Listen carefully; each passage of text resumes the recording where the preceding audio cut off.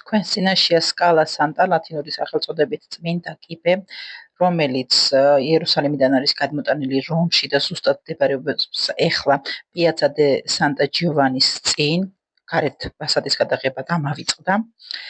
ეს არის კიბე, რომელზეც იესომ რამდენჯერმე აიარა პილატესთან, როცა მიდიოდა, მერე ჰეროდესთან წაიყვანეს, მერე ისევ პილატესთან დააბრუნეს და ჯვარცმის დღეს რამდენჯერმე მოუწია ამ კიბის ავლა.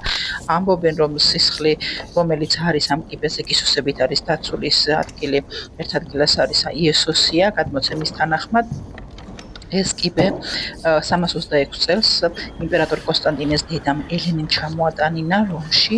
მის შემდეგ ეს ტაძარი ამ კიბის ავთენტურად აიგო. მოხატული არის ბალდის ფრესკებით, მე-15-მე-16 საუკუნის პერიოდში არის ეს კედლები მოხატული და რესტავრირებულია 2006 წელს გავიდა რესტავრაციაზე და მე 2019 წელს დაბრუნდა, მე მგონი, ვიზიტორების შესვლა. კიბეზე ასვლა უფასოა, მუზეუმი შიგნით ფასიანია.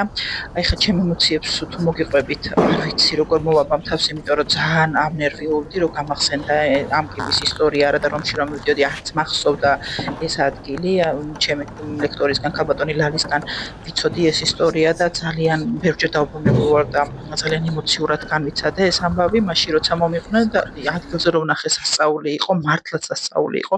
ეს ფრესკები, ეს კიბები თვითონ ასვლის პროცესი მუხლებზე დაჩოქილი ადიხარ, ხალხი ისეთ მდგომარეობაში ადიოდა.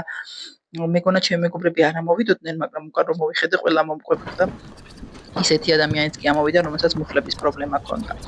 მიუხედავად ყველაფრისა, მაინც შეძლო თუ მუხლებით ასვლას ვერ შეძლებთ, გვერდიდან ჩვეულებრივი კიბეებიც არის სასასვლელი, აქ ჩანს ბოლო კადრებში, რაც გადავიღე, გადაღება არ შეიძლებოდა, მაგრამ როგორ მოვახერხე ამეების გადაღება, მეც არ მახსოვს, იმიტომ რომ ძალიან ემოციებზე ვიყავი. ყველა ტიროდა იქ.